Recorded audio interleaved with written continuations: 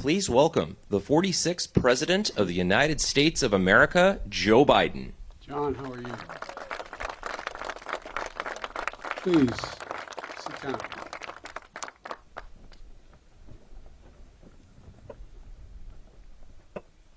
At last, the hour had come. Dawn, 6th of June, 1944. The wind was pounding as it is today, and always has against these cliffs. 225 American Rangers arrived by ship, jumped into the waves and stormed the beach. All they could see was the outline of the shore and the enormity of these cliffs. And I'd like to look, I know I'll get in trouble with the Secret Service if I go to the edge and look over, but think of those cliffs as my host just showed me. That's what we're standing on top of. All they could hear was the crack of bullets hitting ships, sand, rocks, hitting everything. All they knew was time was of the essence.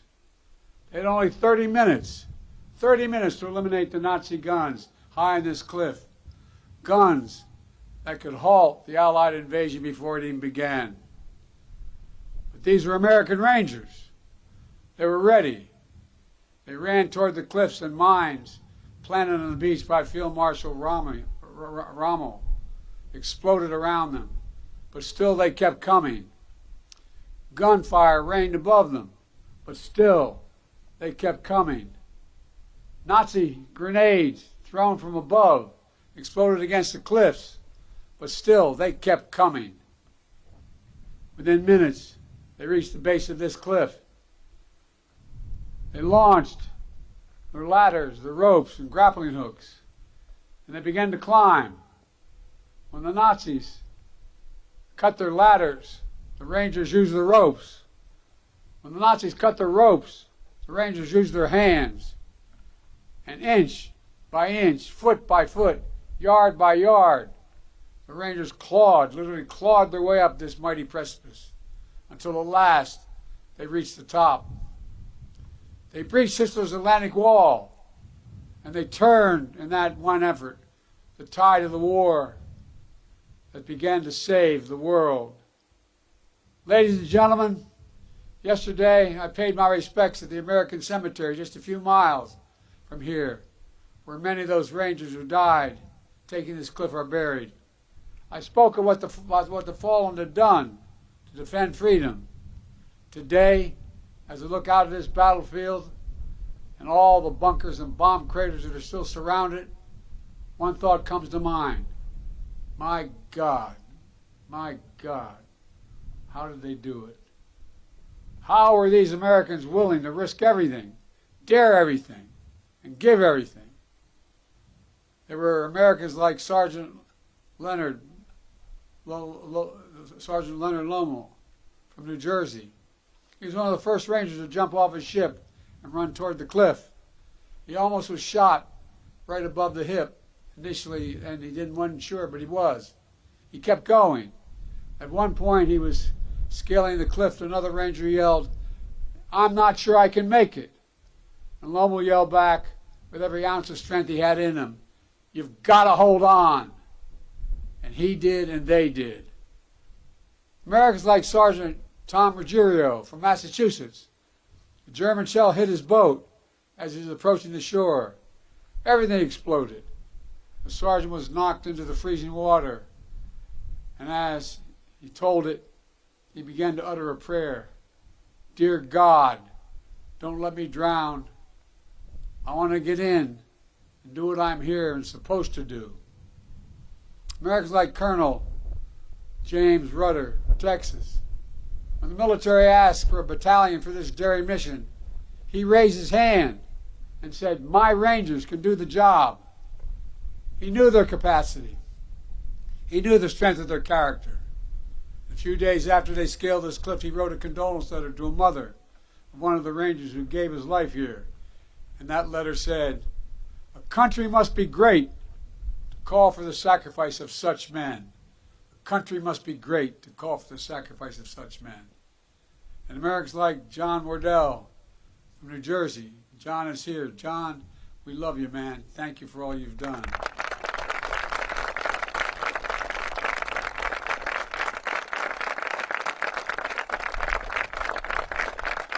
Deserve that and a lot more, John. Just 18 years old, he deployed to this cliff to replace the surviving Rangers on that D-Day invasion. He would go on to fight across France and Germany. In early December 1944, during one of those battles, shrapnel pierced his skull. But by Christmas, he was back fighting with his unit. And here's what he said about what the notes he kept at that time. He said, knowing that my buddies and I always looked out for one another. That's why he came back. That's why he fought so hard to get back. He always looked out, and his buddies looked out for one another. When we talk about democracy, American democracy, we often talk about the ideals of life, liberty, pursuit of happiness. What we don't talk about is how hard it is. How many ways we're asked to walk away, how many instincts are to walk away. The most natural instinct is to walk away, to be selfish, to force our will upon others, to seize power, never give up. American democracy asks the hardest of things, to believe that we're part of something bigger than ourselves. So democracy begins with each of us. It begins when one person decides there's something more important than themselves. When they decide the person they're serving alongside of is someone to look after. When they decide the mission matters more than their life.